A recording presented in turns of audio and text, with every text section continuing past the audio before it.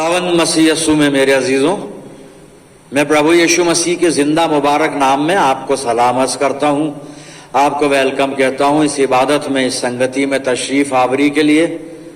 खुदा का फजल आप सब पर हमेशा बरकरार रहे और मैं आप सब के लिए दुआ करता हूं। साथ ही साथ मैं उन सब के लिए दुआ करता हूं जो इस वक्त दुख में है, बीमारी में है, परेशानी में है, खुसूसन वो लोग जो पॉजिटिव चल रहे हैं, ऑक्सीजन सपोर्ट पर हैं, हमारे अजीज हैं, हमारे नॉन हैं, कलीसिया के लोग हैं, दीगर लोग हैं, और सब लोगों के लिए मैं दुआ करता हूं कि खुदा बाप सब पर रहम करे, सबको शिफा इनायत फरमाए, सबको अपने फजल में संभाले। अजीजों, आज वैसे तो आज का जो इतवार है वो मेथोडिस्ट चर्च इन इंडिया के कैलेंडर के मुताबिक मदर्स डे है, और मैं अमूमन ऐसा करता हूं कि इसी के मुतालिक सरमन देता हूं, लेकिन मेरा पिछला सरमन वो पूरा नहीं हुआ था और उसी के कंटिन्यूएशन में आज का मेरा सरमन है। इसलिए मैंने माओं के संबंध में आज का वचन तैयार नहीं किया। खुदा ने मुझे कहा मैं पिछले सरमन को पहले पूरा करूं और उसके बाद फिर कुछ और बात। लेकिन जब आज मदर्स डे है तो मैं कलीसिया की तमाम माओं को मुबारकबाद देता हूं और दुआए खैर देता हूं। आज जो कलाम का हिस्सा है जिस पर हम बात करेंगे, पौलुस रसूल का खत फिलिप्पियों के नाम और उसका चौथा बाब, 4 बाब 10 से 13 आयत मैं आपके सामने पढ़ूंगा, आप अपनी बाइबल में देखें। मैं खुदावंद में बहुत खुश हूं कि अब इतनी मुद्दत के बाद तुम्हारा ख्याल मेरे लिए सरसब्ज हुआ। बेशक तुम्हें पहले भी इसका ख्याल था मगर मौका ना मिला। ये नहीं कि मैं मोहताजी के लिहाज से कहता हूं, क्योंकि मैंने ये सीखा है कि जिस हालत में हूं उसी पर राजी रहूं। मैं पस्त होना भी जानता हूं और बढ़ना भी जानता हूं। हर एक बात और सब हालतों में मैंने शेर होना, भूखा रहना और बढ़ना, घटना सीखा है। जो मुझे ताकत बख्शता है उसमें मैं सब कुछ कर सकता हूं। खुदा की बड़ी बरकत उसके पाक कलाम के पढ़े जाने और सुने जाने पर हो, आमीन। आइए दुआ करें। खुदावंद मसीह यीशु में प्यारे आसमानी बाप, बड़े अदब हलीमी फिरोतनी की रूह में होकर तेरे पाक कदमों पर सरनिगो हैं। ये वक्त है तेरे जिंदा और मुबारक कलाम पर मेडिटेशन करने का। हम सबको पाक रूह का मसा इनायत फरमा कि हम पवित्र आत्मा की अगुवाई में होकर इस कलाम को समझें। खुदावन, ये वचन का बीज जब बोया जाता है हमारी जिंदगियों में जड़ पकड़े और बहुत सा फल लाए। रहम खुदावन, हम इस वचन के द्वारा तुझसे बहुत सी आत्मिक आशीषें प्राप्त कर सकें। प्रार्थना करते हैं प्रभु, अपने पाक फरिश्तों की सेना का बाड़ा हमारे चारों तरफ बांधना कि शैतान हमें किसी भी तरह से तेरी संगति से जुदा ना कर सके। खुदा बाप, अपनी जिंदगियों को तेरे इख्तियार में देते हैं, वचन के द्वारा हमसे बात कर। मैं प्रार्थना करता हूं इस वक्त, आज जबकि मदर्स डे भी है, सब कलीसिया की माओं के लिए, हमारी कम्युनिटी की सब माओं के लिए, खुदा आप सब माओं को आशीष दे और आपकी जिंदगियों को, आपके वजूद को अपने जलाल के लिए, अपनी खिदमत के लिए, गवाही के लिए इस्तेमाल फरमाए।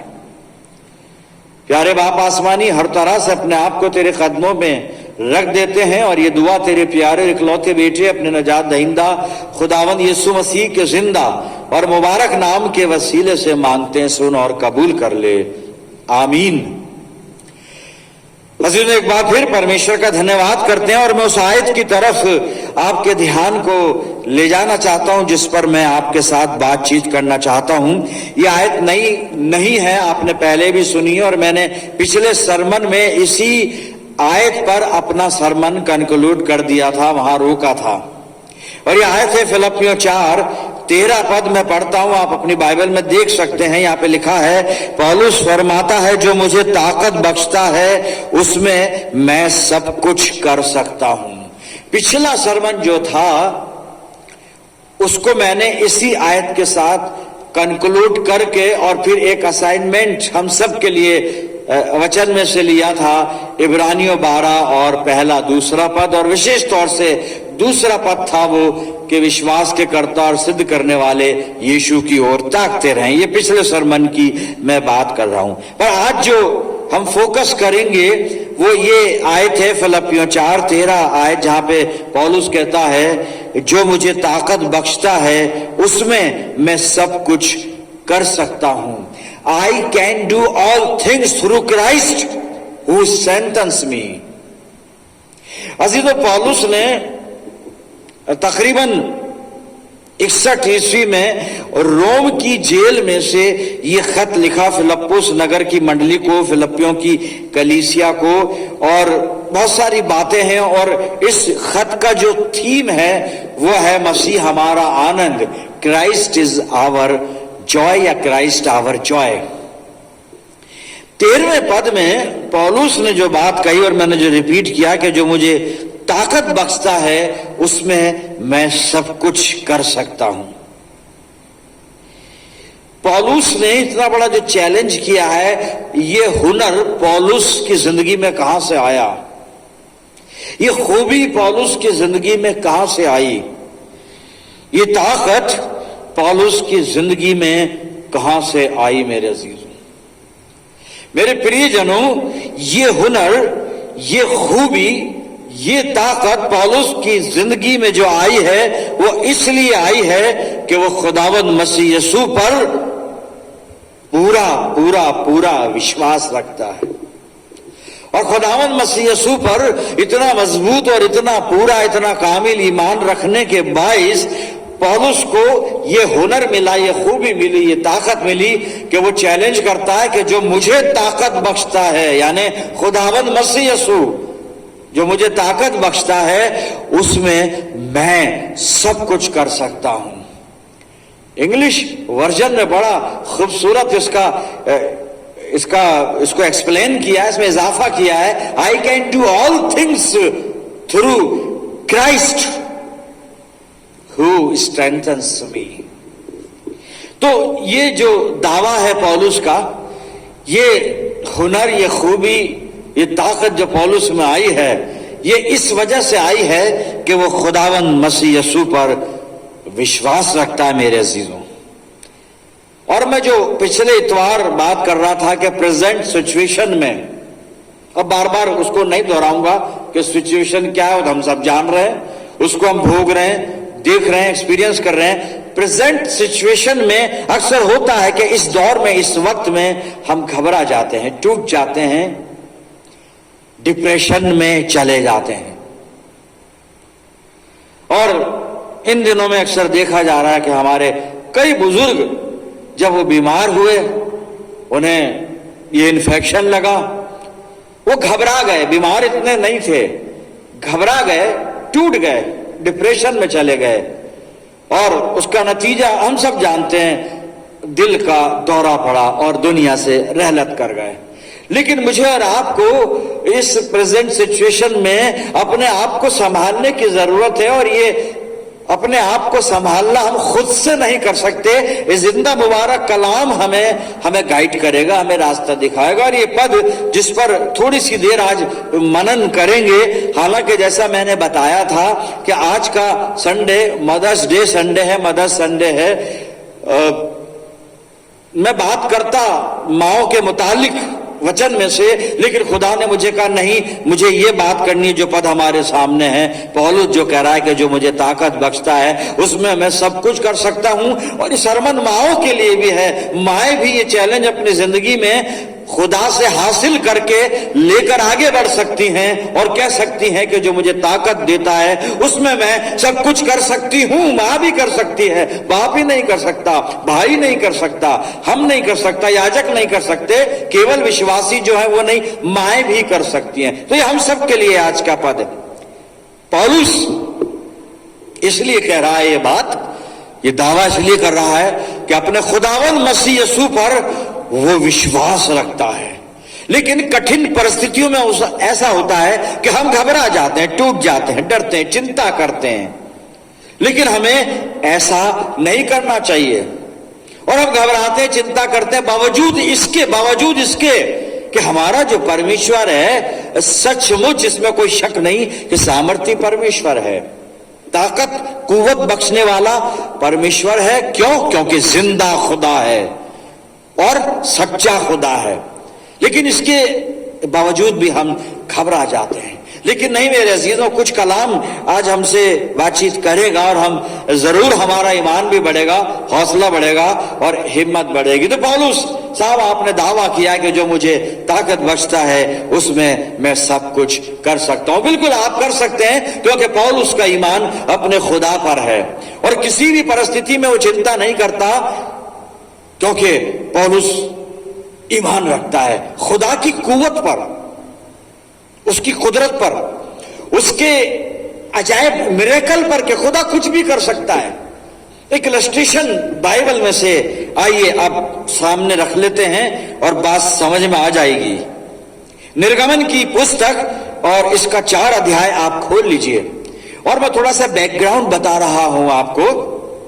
फोकस उसी पे रखिएगा कि जो मुझे ताकत बख्शता है उसमें मैं सब कुछ कर सकता हूं, और ये हमारा खुदावंद मसीह यीशु है जो हमें ताकत बख्शता है। पिछले सरमन में सिर्फ मैंने ये आयत बोली थी और कंक्लूड कर दिया था, लेकिन आज इस आयत को परमेश्वर की अगुवाई में मैं इसको अनफोल्ड करना चाहता हूं आपके साथ मिलकर कि आयत में हम कैसे इस आयत को समझ सकते हैं कि जो पौलुस कह रहा है, I can do all things through Christ who strengthens me. तो जी, निर्गमन की किताब और 4 अध्याय the book of Exodus chapter 4, इसको आप खोल लें। मूसा अपने ससुर यत्रो की भेड़ बकरियां जंगल में चरा रहा है, होरेब पर्वत के पास ये काम कर रहा है। मूसा भेड़ बकरियां चरा रहा है और वहां पर एक जलती हुई झाड़ी में खुदा ने इसको दर्शन दिए, खुदा ने इसको बातचीत की, और बातचीत का जो लब्बे लुबाब निचोड़ सारांश ये था कि मूसा, मैंने अपनी प्रजा इजराइल की चिल्लाहट को सुना है। मिस्र के अंदर वो गुलामी की स्थिति में है और मूसा, मैं तुझे भेज रहा हूं, तू मिस्र में जा और वहां जाकर मेरी कौम इस्राएल को आजाद करा। और आजाद तो मैं कराऊंगा, लेकिन वसीला जरिया तुझे बना रहा हूं मैं, तू जा और जो काम मुझे करना है मैं तेरी मार्फत वहां पर करूंगा।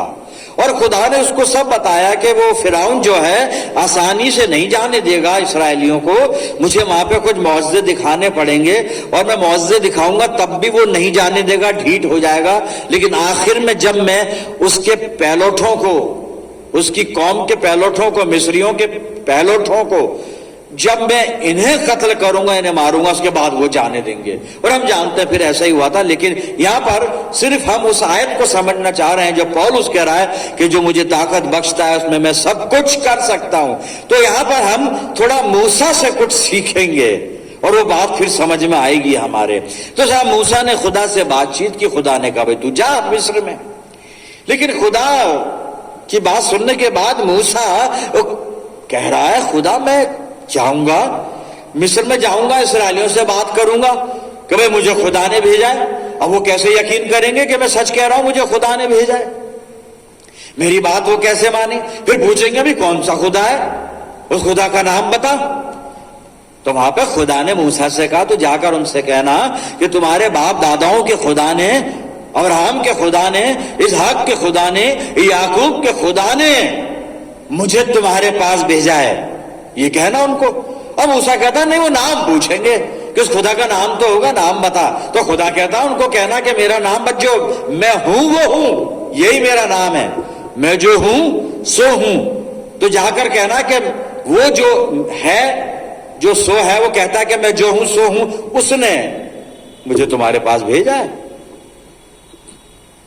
मूसा कहता है कि वो मेरी बात का कैसे यकीन करेंगे है, कैसे क्या होगा? तब खुदा कहता है अच्छा ठीक है, अब को थोड़ा प्रैक्टिकल कर तू। मैं तो अभी तक तेरे से बात कर रहा हूं, ये तो थ्योरी चल रही थी, अब प्रैक्टिकल। अब अपन आते हैं निर्गमन 4 और मैं आप पहला पद पढ़ता हूं, आप सुनिए अपनी बाइबल में, इसको खोल लीजिए। यहां से अपन थोड़ा सा लेंगे परमेश्वर की अगुवाई को। निर्गमन 4 पहला पद। तब मूसा ने उत्तर दिया, वो मेरा विश्वास नहीं करेंगे और ना मेरी सुनेंगे, वरन कहेंगे यहोवा ने तुझको दर्शन नहीं दिया।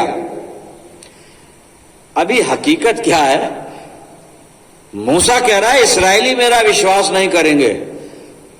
साहब सच्चाई यह है कि अभी मूसा विश्वास नहीं कर रहा है कि मैं कामयाब होऊंगा कि नहीं होऊंगा। खुदा मुझे भेज रहा है, मैं कैसे जाऊं? फिरौन है, राजा के सामने खड़ा होना है। विश्वास इसका अभी डावाडोल है, इसका डगमगा रहा है, पर कह उनकी बात रहा है कि विश्वास नहीं करेंगे। अब आगे सुनिए, अब मैं इसके बाद दूसरा और तीसरा पद पढ़ूंगा, इसी अध्याय का है, निर्गमन 4 ही चल रहा है। यहोवा ने उससे कहा तेरे हाथ में क्या है? वो बोला लाठी। उसने कहा उसे भूमि पर डाल दे। उसने उसे भूमि पर डाला, तब वो सांप बन गई और मूसा उसके सामने से भागा। ये भी बड़ी अजीब बात है, अपने हाथ की लाठी को उसने जमीन पर पटका और वो सांप बन गई और मूसा भाग रहा है। मूसा तेरे हाथ की लाठी है ये, सांप तो खुदा की कुदरत से बनी है ये, लेकिन लाठी तो तेरी है, तेरी लाठी है, लाठी से भाग रहा है, लेकिन सांप बन गई इसलिए भाग रहा है। और भाग इसलिए रहा है, दिल में घबराहट है। घबराहट इसलिए है कि जिस जिंदा खुदा से बात करता है उस पर भरोसा नहीं है।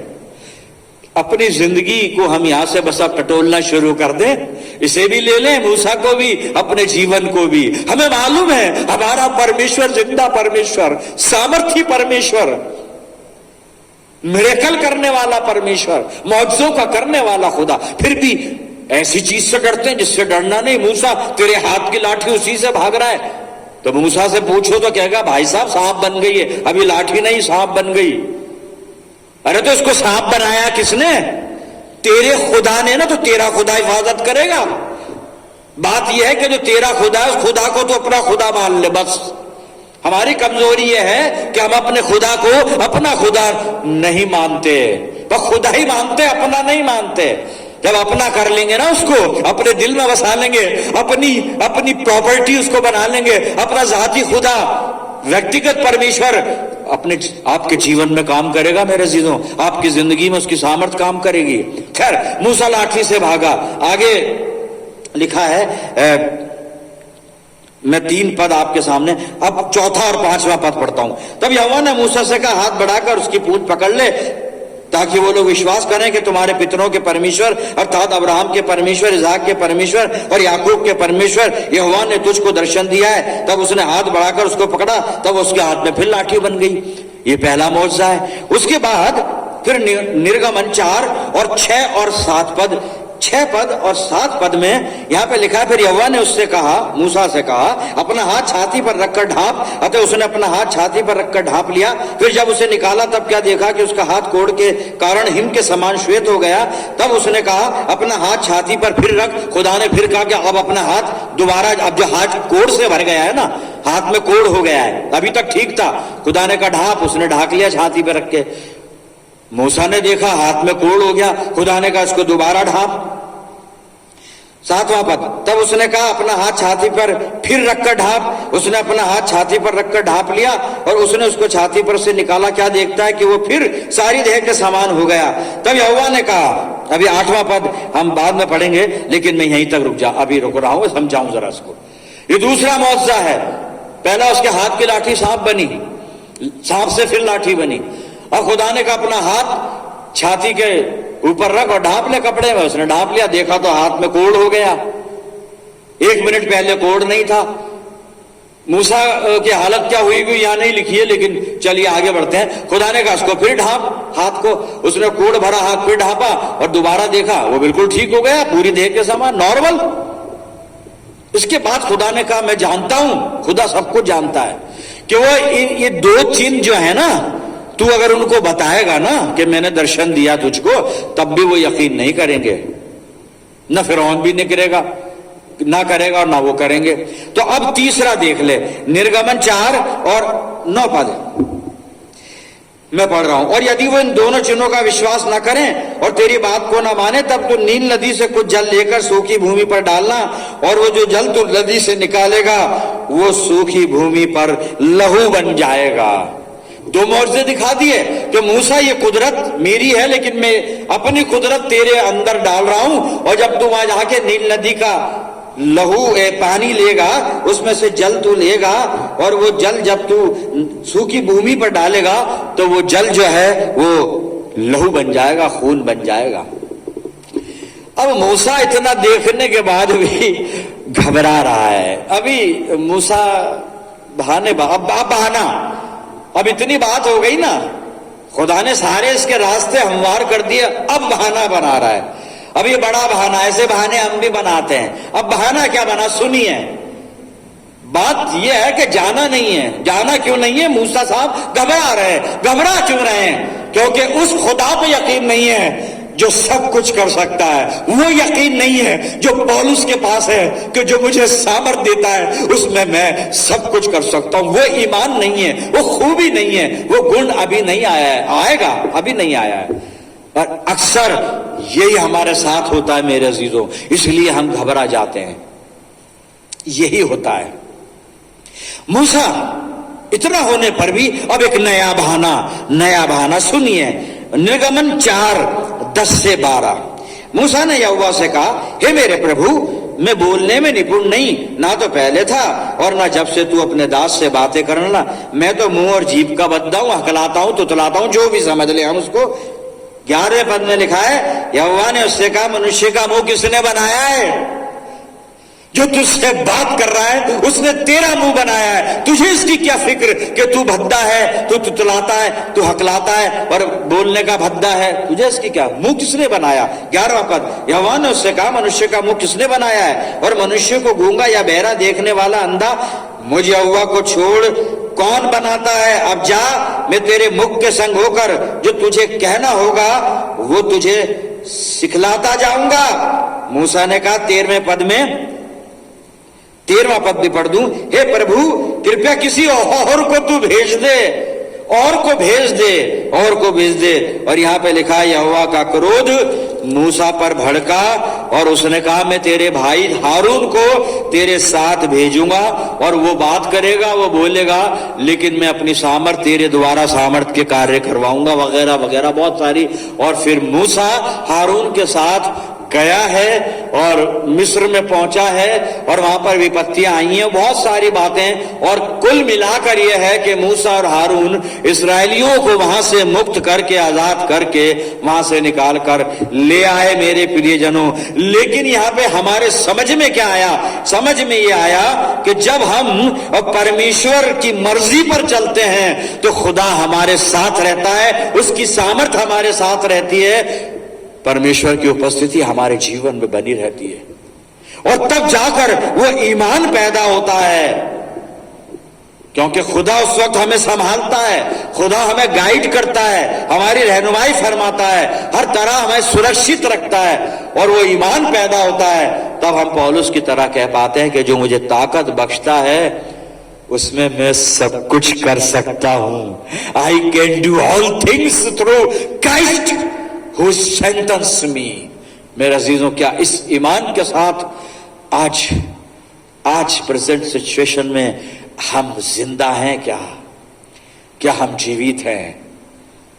मूसा ने बड़े बहाने बनाए, सब कुछ हुआ, लेकिन आखिर में उसे समझ आई ये बात कि ये वो परमेश्वर है जो मुझे ताकत देगा, ये वो परमेश्वर है जो मेरी भद्दी जीभ को अच्छा कर देगा, ये वो परमेश्वर है जो मेरे तुतलाने की कमजोरी को, हकलाने की कमजोरी को दूर कर सकता है, ठीक कर सकता है। ये वो परमेश्वर है कि जिसके द्वारा मैं ये काम कर पाऊंगा, इतना बड़ा काम कि फिरौन से इस्राएलियों को आजाद करवा कर ले आऊंगा, उनको बाहर ले लूंगा मिस्र से और उनको लेकर चलूंगा कनान की तरफ। मैं कर पाऊंगा।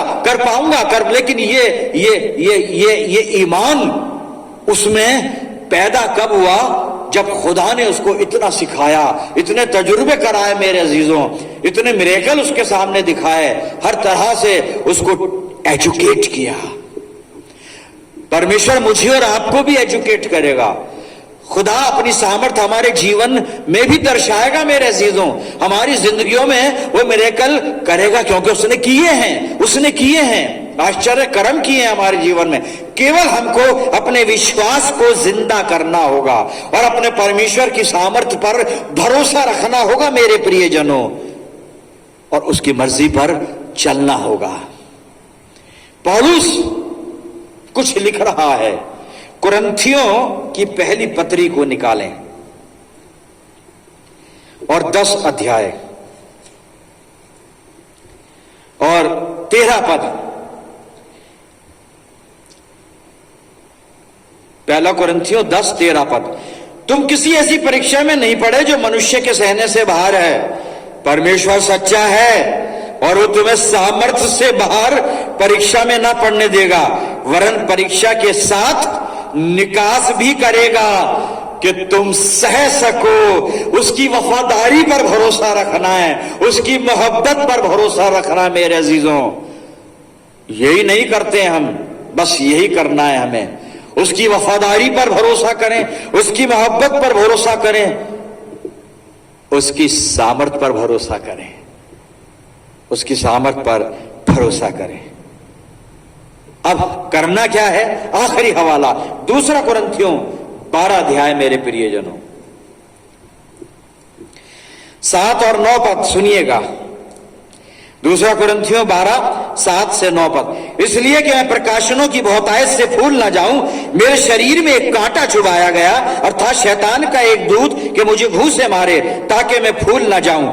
इसके विषय में मैंने प्रभु से 3 बार विनती की। लास्ट सर्मन में मैंने थोड़ा सा इसका आपको टच दिया था, हवाला दिया था। यहां पर वो कह रहा है मैंने प्रभु से 3 बार विनती की कि मुझसे ये दूर हो जाए, पर उसने मुझसे कहा मेरा अनुग्रह तेरे लिए बहुत है, क्योंकि मेरी सामर्थ निर्बलता में सिद्ध होती है।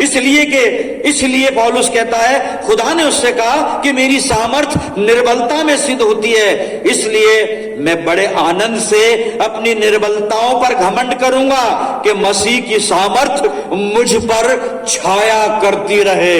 मसीह की सामर्थ मुझ पर छाया करती रहे। मेरे अजीजों, मसीह की सामर्थ आप पर भी छाया करेगी, मुझ पर भी छाया करेगी। सिर्फ हमें करना यह है कि मौका देना है अपनी जिंदगी में, खुदा को मौका देना है कि उसकी सामर्थ हमारे जीवन में काम करे।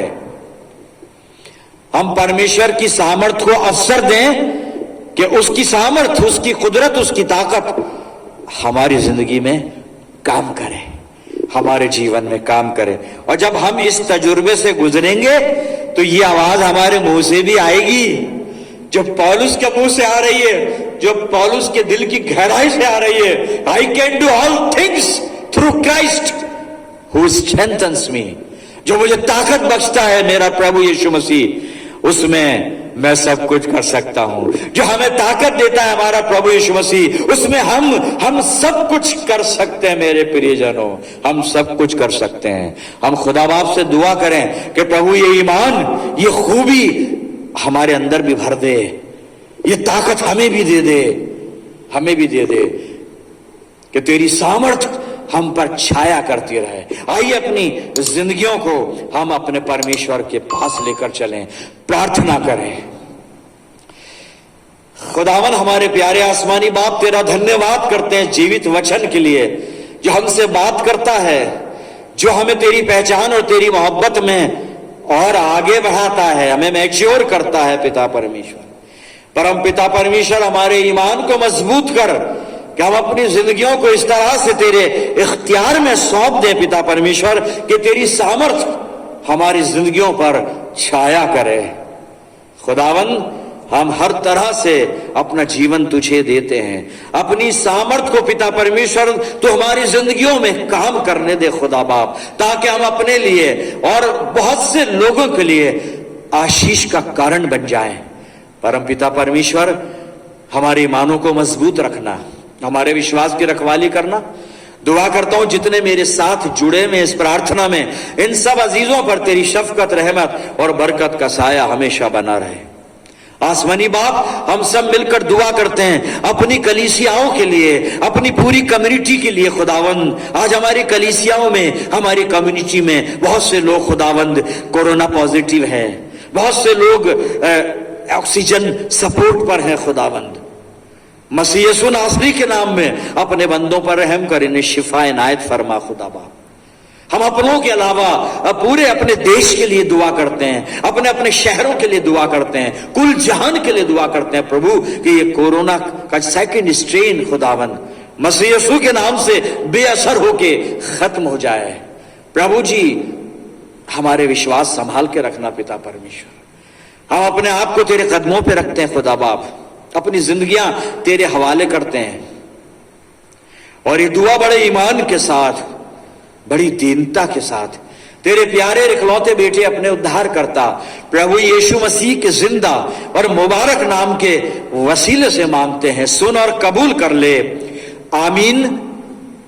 अब हमारे प्रभु यीशु मसीह का अनुग्रह, पिता परमेश्वर का प्रेम, पवित्र आत्मा की सहभागिता हम में से हर एक के साथ, प्रत्येक विश्वासी के साथ, हमारी सब कलीसियाओं के साथ अब से लेकर हमेशा तक होती रहे, आमीन।